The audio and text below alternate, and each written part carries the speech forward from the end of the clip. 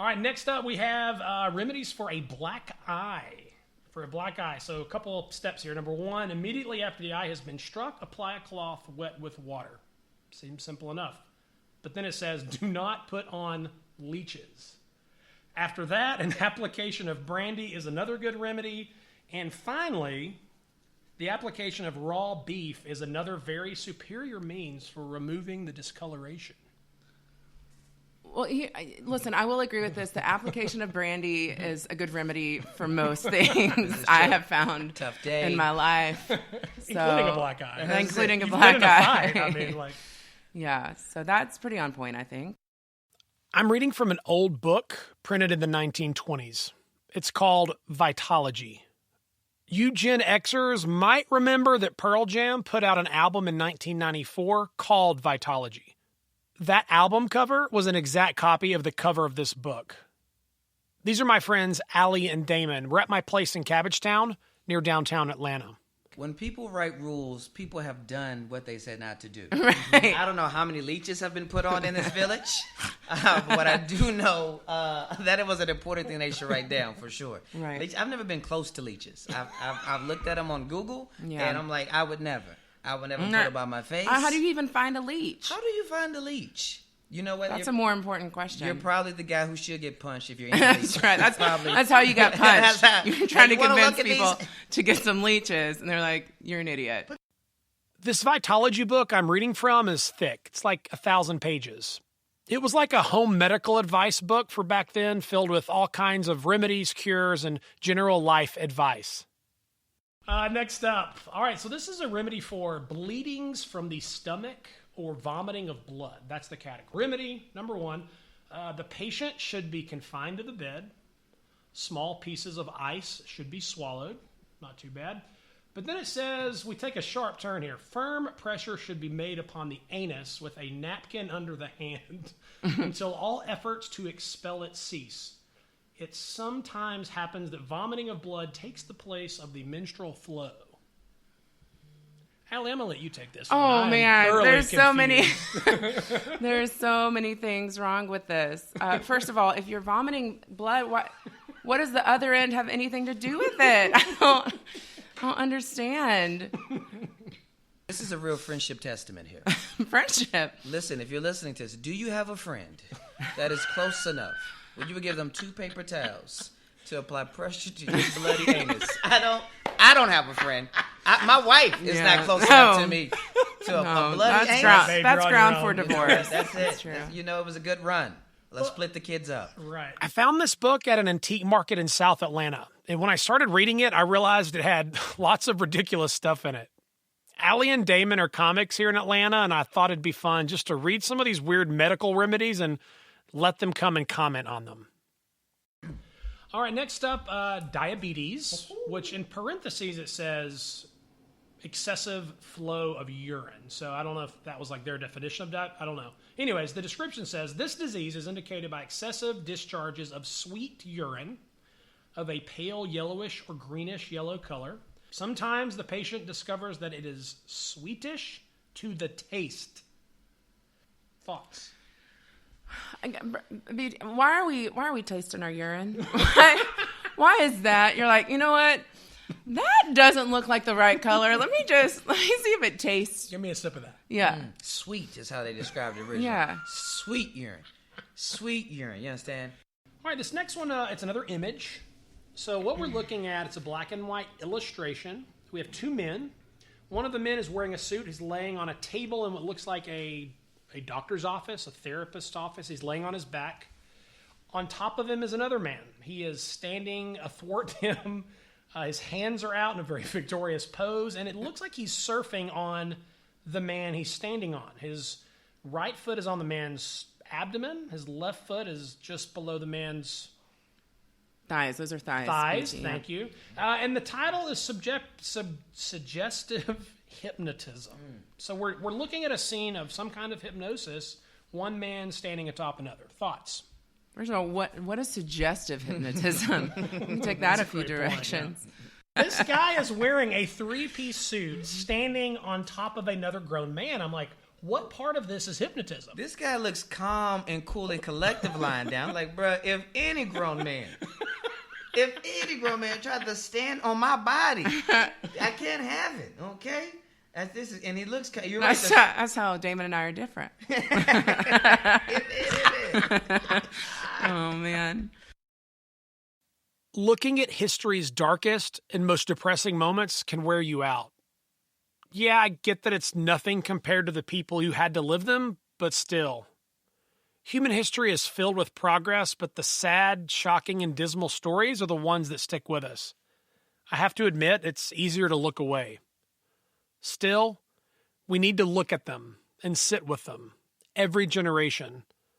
This is the only way to know where we've been. Nevertheless, you've got to leave room to step away, to breathe, to come up for air, and to laugh. That's as important as the looking. I'm glad you're here. You're listening to Catlick, and this is episode 14, A Body in the Basement.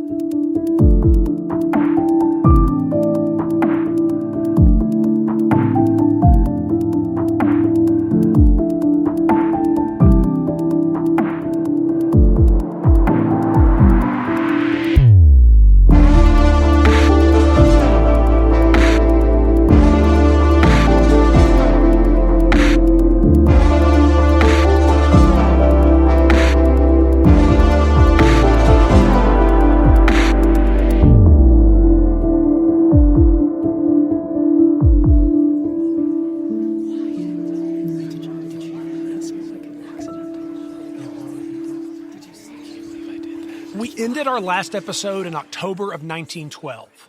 Ernest Knox and Oscar Daniel were executed for the murder of May Crow, publicly hanged as thousands of Forsyth County residents watched and cheered. In the days after the double lynching, the residents of Forsyth County must have basked in the glow of justice well served and their newfound sense of safety.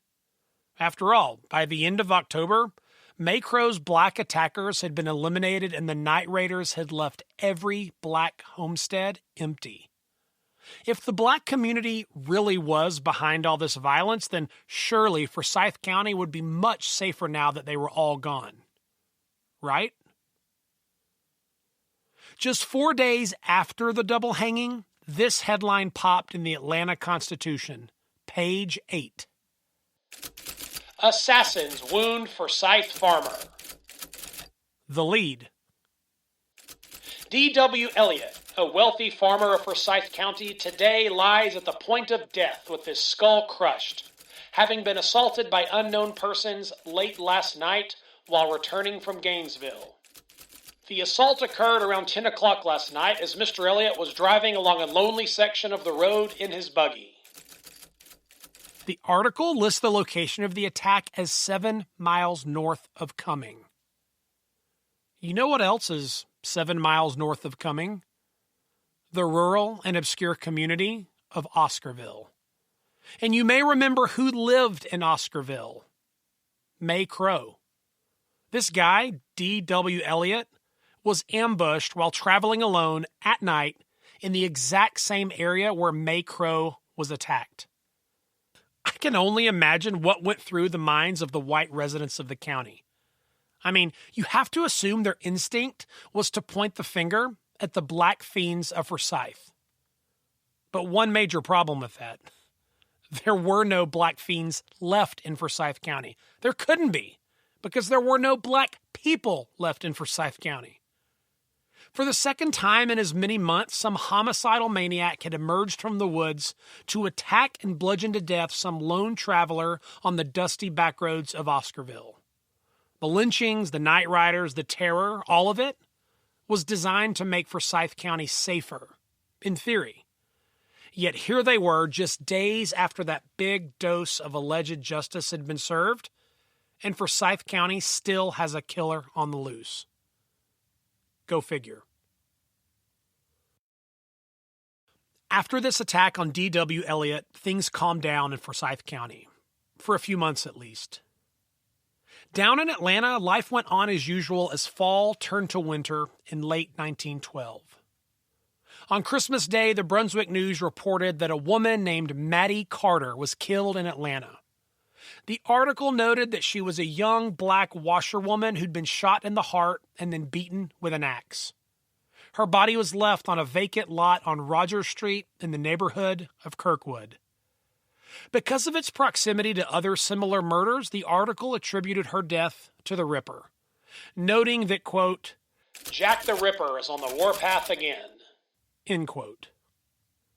Of course, it's tough to know if this was a true Ripper murder, but like I've mentioned before, reporters were quick to use the R word to increase interest in an otherwise random murder. About a week later, the Ripper would be mentioned yet again, this time in the Atlanta Constitution. On New Year's Day of 1913, the Constitution ran a front-page story with a big, dramatic headline. "Blood flowed in a crimson stream in year 1912. Of course, when reading these old articles, you have to always be on the lookout for hyperbole, but in this case, the headline appears to be justified. The article recaps the wave of murders that had swept over the city in the year before.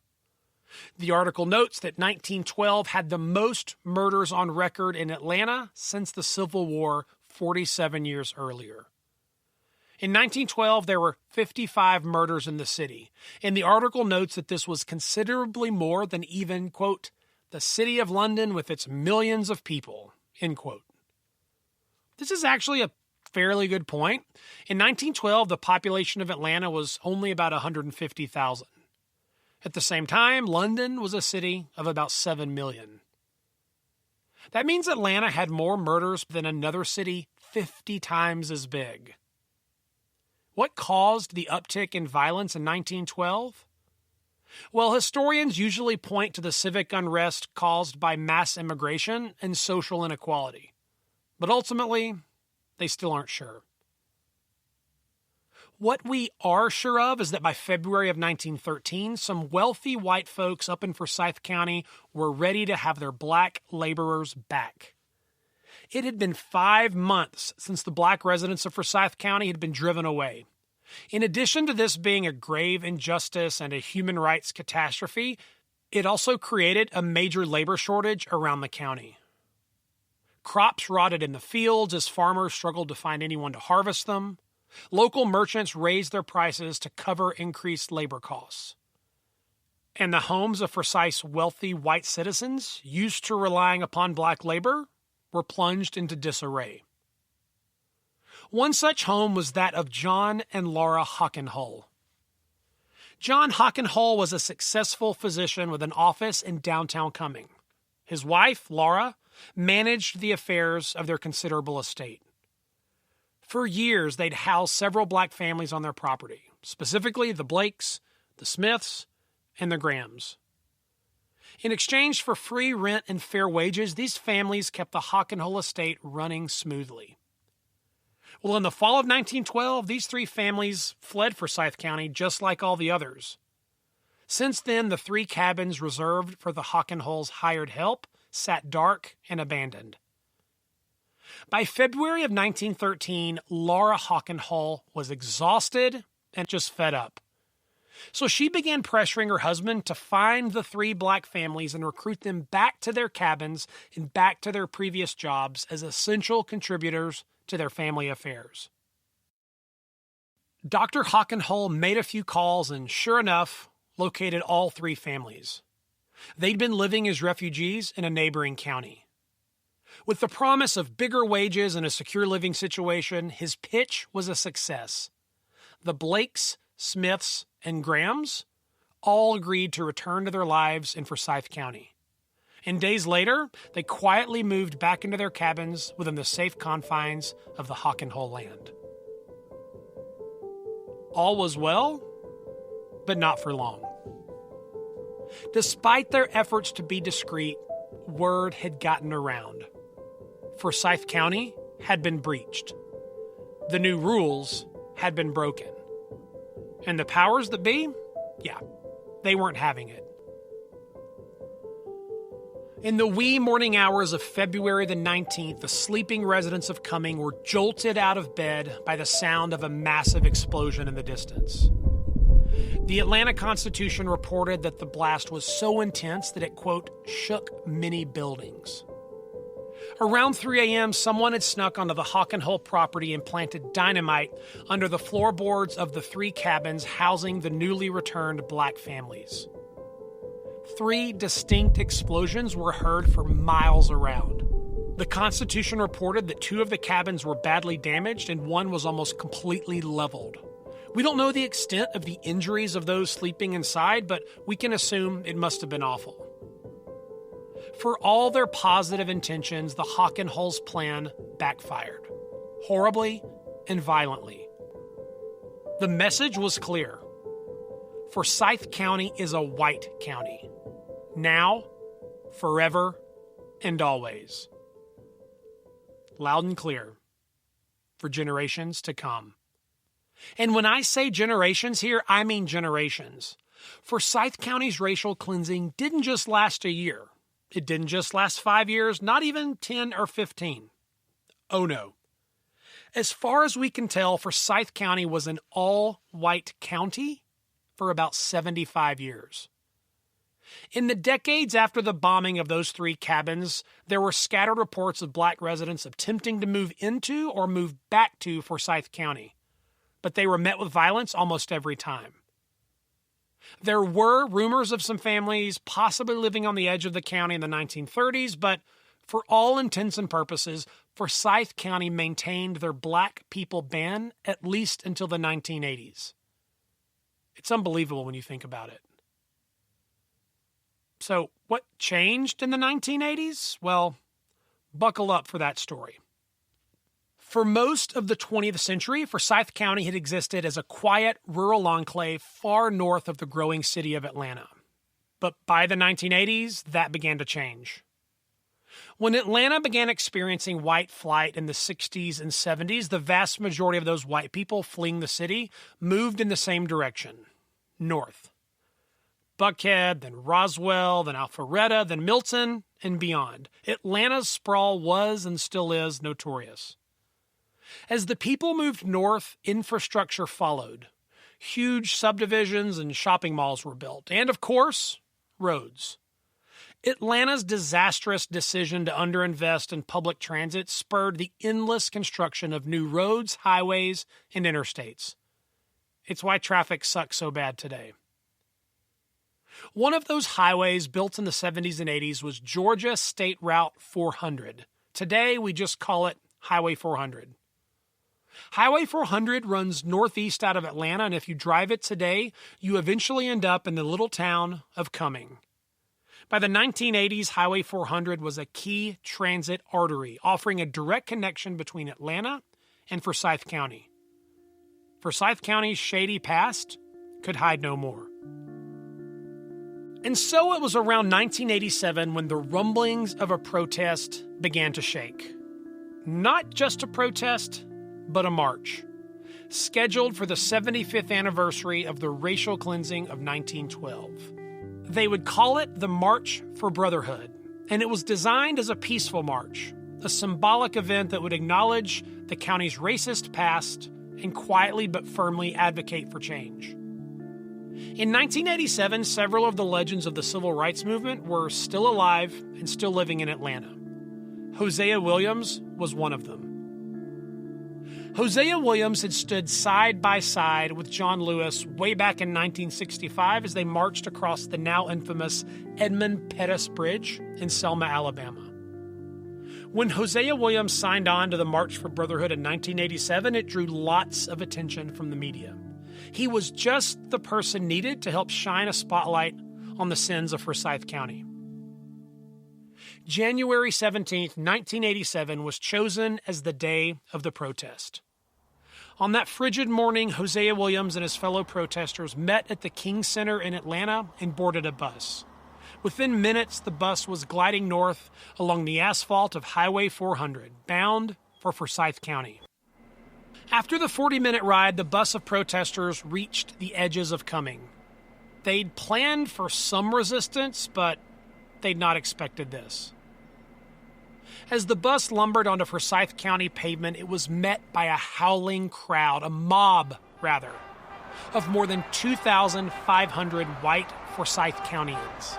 It was a sea of counter-protesters shouting, jeering, and mocking. Confederate flags waved in every direction. Handmade signs blasting expletives and racist threats were hoisted high into the air. This was going to be drama. Surrounded by police, the 50 or so protesters got off the bus and began their march. The gray-haired Hosea Williams led the way. The protesters had been specifically trained in Dr. King's tactics of nonviolence. Stay close, don't react, don't respond, stay on mission. The group kept marching forward through a hostile corridor of angry counter-protesters lining both sides of Bethelview Road. And within seconds, objects began to fly. First a rock, then a beer bottle. But as the crowd grew more bold, they reached for anything they could find. Sticks, rocks, bottles, and cans rained down on the marchers as they attempted to make their way to the Forsyth County Courthouse. As the group marched, they were protected by local police on all sides. It's easy to see this scene and think of the 6 black prisoners being escorted through the streets of Cumming 75 years earlier. Armed guards on all sides. The same shouting and jeering now coming from the direct descendants of those who've done the same several generations before. After a few minutes, local police could sense the escalation. Amidst the screams, they pulled the protester organizers in for a quick update, basically saying, guys, we can no longer guarantee your safety. We advise you to get back on that bus immediately. Though hesitant to call the march off so quickly, they agreed and got back on the bus. As the door closed and the bus pulled away, the crowd let out a massive victory cheer. They'd won, this round at least. That initial Brotherhood March caught the eye of several media outlets, including the New York Times. They ran a story on the March for Brotherhood with some key quotes from Hosea Williams himself. One quote in particular makes it clear just how tense it was that day. Here's a quote from Williams. I have never seen such hatred. I've been in the civil rights movement 30 years, and I'm telling you, we've got a South Africa in the backyard of Atlanta. There were youngsters 10 and 12 years old screaming their lungs out, kill the N-word. I've been in many situations, but never one that was any worse. Though the first Brotherhood March fizzled, the second would flourish. Organizers in Atlanta quickly began planning a return trip to Forsyth, only this time they would not be outnumbered. The second march was planned exactly 1 week after the first one. On the morning of January 24th, protesters in Atlanta boarded not 1, but 200 charter buses. That fleet of buses, along with lots of others in cars, formed a massive convoy rolling north on Highway 400. This time, Hosea Williams would be joined by other icons of the civil rights movement, including John Lewis, Joseph Lowery, and even Coretta Scott King. U.S. senators, local dignitaries, and a handful of celebrities joined the march as well. When the caravan arrived in Cumming, the media was ready. Local, national, and international news outlets swarmed the area. News helicopters hovered overhead, and of course, Oprah was in town. When they arrived, 20,000 protesters got off the buses and began filing into the streets of Forsyth County. This time, they were met by a crowd of about 1,500 counter-protesters, a bit smaller, but just as angry as before. Author Patrick Phillips notes that a massive team of law enforcement kept the peace that day.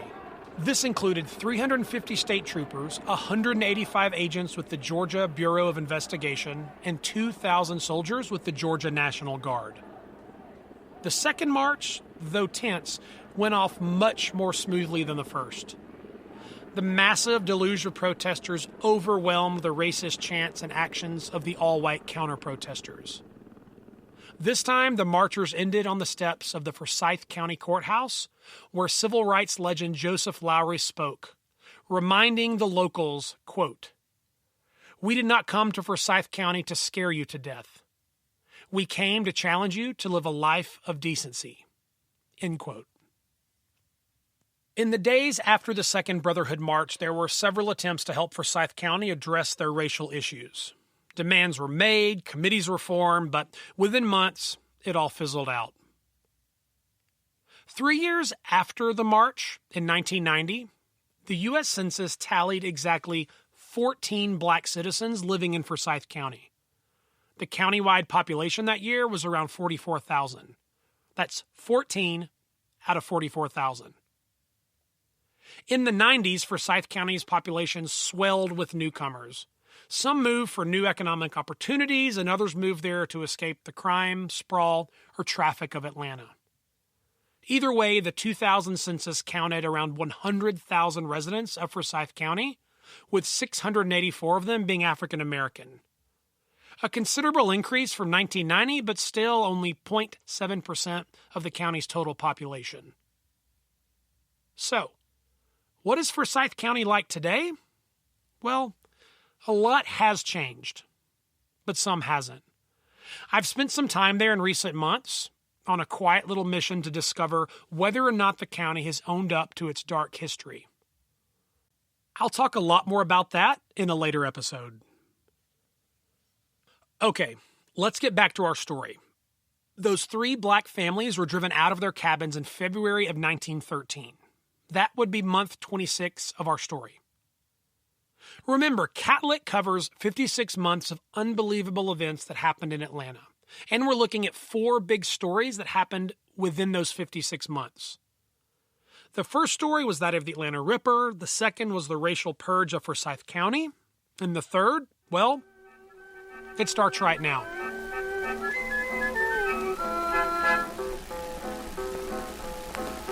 Little Mary Fagan, she went to town one day. She went to the pencil factory to get her little pay. She left her home at 7. She kissed her mother goodbye. Not one time did the poor child think that she was going to die. It's April of 1913, month number 28 of our story. On Saturday, April 26th, the morning edition of the Atlanta Constitution rolled off the presses and into the eager hands of Atlantans.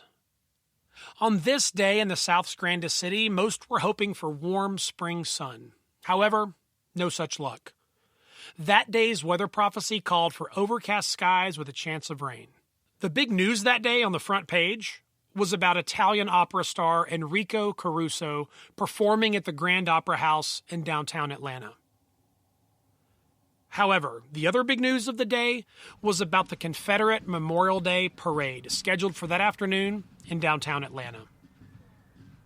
In 1874, the Georgia General Assembly established April 26th as Confederate Memorial Day, an official state holiday for remembering and memorializing those who'd fought in the South's failed attempt to secede from America.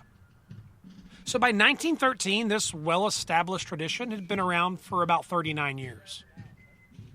The Atlanta Constitution published details of the parade, promising that it would be, quote, one of the finest and most splendid pageants ever seen in Atlanta on any similar occasion, end quote.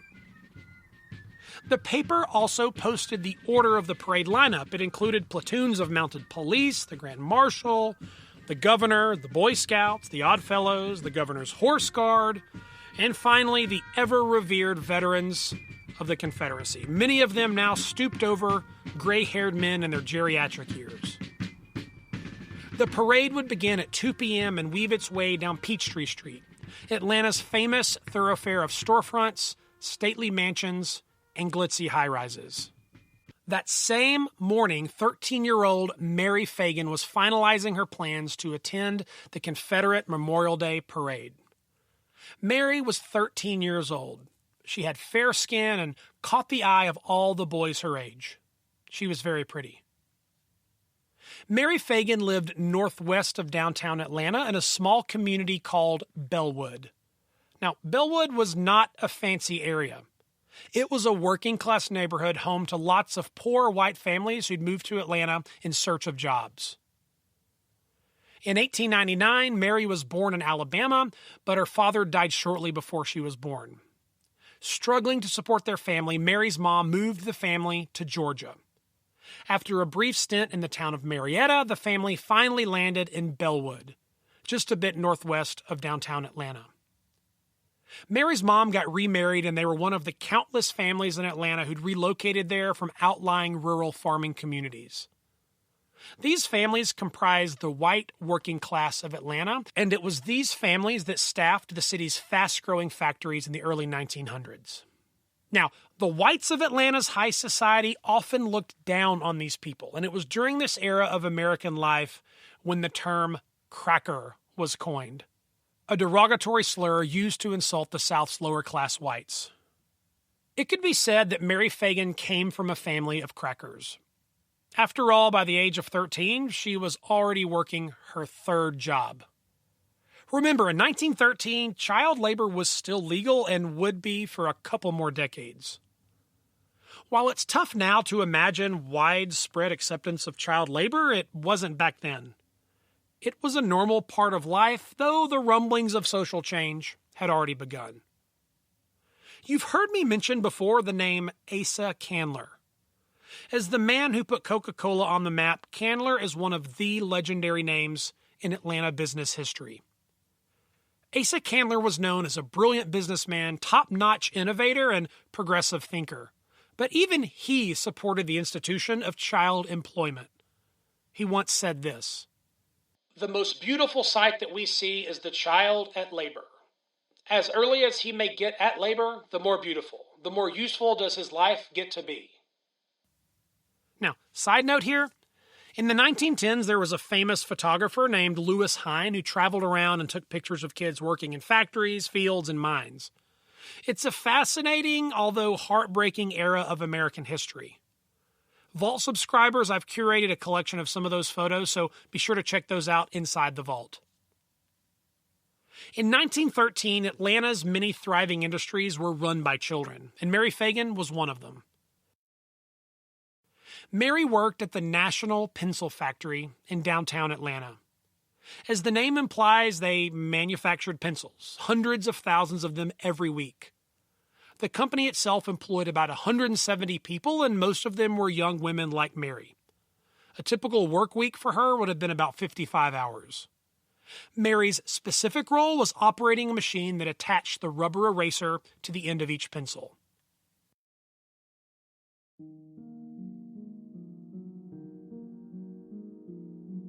On April 26th, Mary had the day off, and her heart was set on attending the city's big Confederate Memorial Day parade downtown. However, before that, she had an errand to run. She needed to swing by the National Pencil Factory and pick up her wages for her work that week, a meager $1.20. So late morning on that dreary Saturday, Mary boarded a trolley near her home on English Avenue and began her journey into the city. This was a journey Mary never should have taken.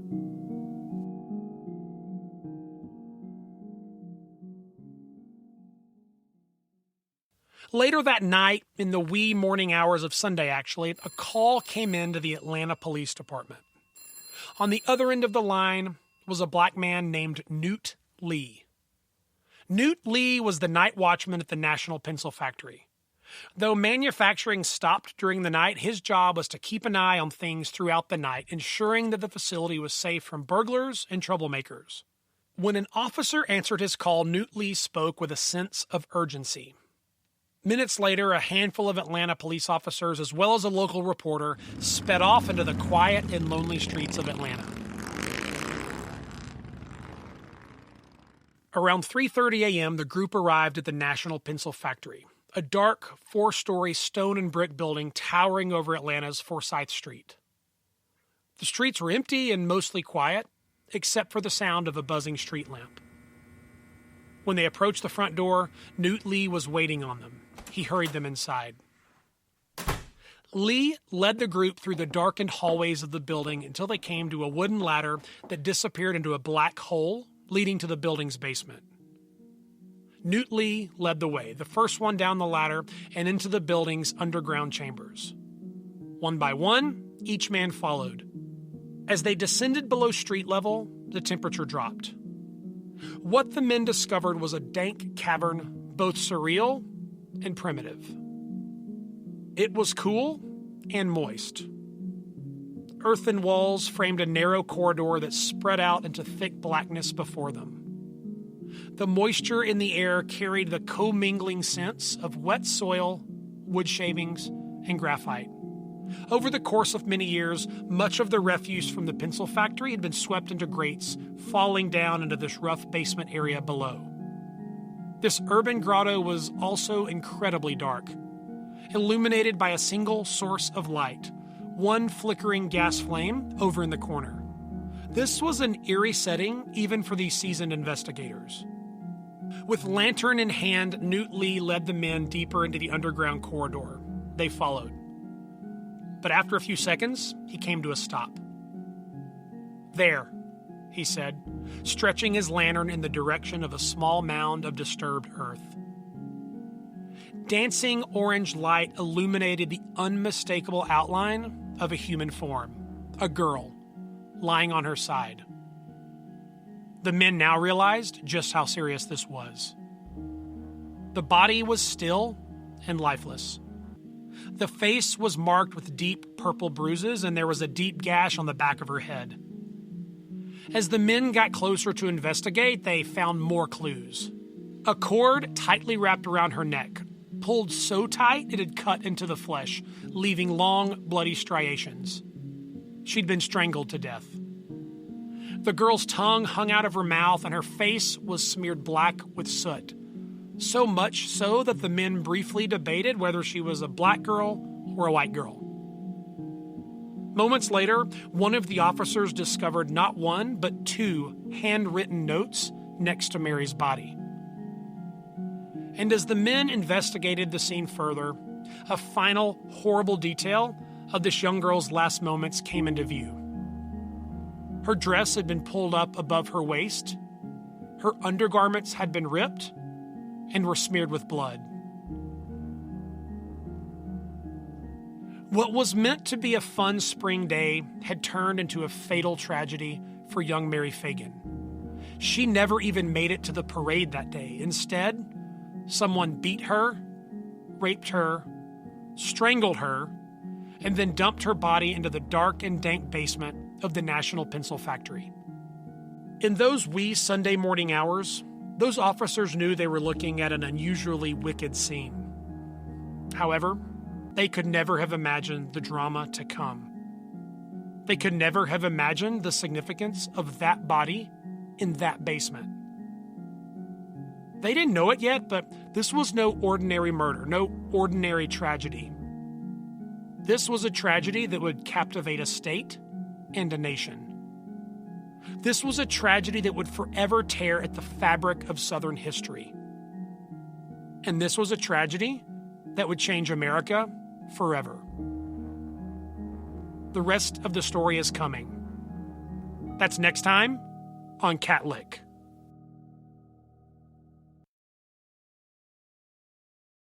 Hey, Cat Lick fans, BT here. Thank you so much to those of you who've reached out, left reviews, and even followed Cat Lick on Instagram. In case you haven't heard, we're going to wrap up this whole series by episode 22. I hope you'll stick with us to the very end. Thanks so much for the support, and of course, thanks for listening. Cat Lick is recorded in Atlanta's historic Cabbagetown neighborhood. Executive producer, Walnut Ridge Harmon. Original music for this episode provided by Duciel. Cover art by Rachel Eleanor. Cat Lick store manager, Brett Harmon. Cat Lick Instagram follower of the week, Hallie Ziebert. Cat Lick Instagram story stars of the week, Kayla Fortner, Madison Bacon, Samuel B. Jones. Cat Lick Nashville fan of the week, Rebecca Sherman. Cat Lick hater of the week, username I Spankum, who says, quote, "This could have been a decent podcast with a new narrator," end quote. Well, I spank 'em, I'm sorry, but you're stuck with me. Sending you all the love anyway.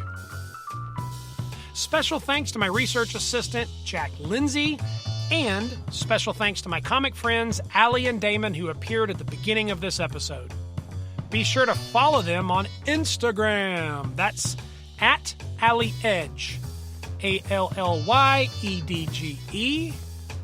as well as at Damon Jr. 2. That's DAMONJR and the number 2. Be sure to give them both a follow. Vault subscribers, you can find the full funny bit with Allie and Damon inside the vault. That's an extra 20 minutes of hilarity from my 1926 medical book, Vitology. And trust me, you're going to love learning about the dangers of self-pollution. And finally, Catlick is independently written and produced by me, B.T. Harmon, signing off.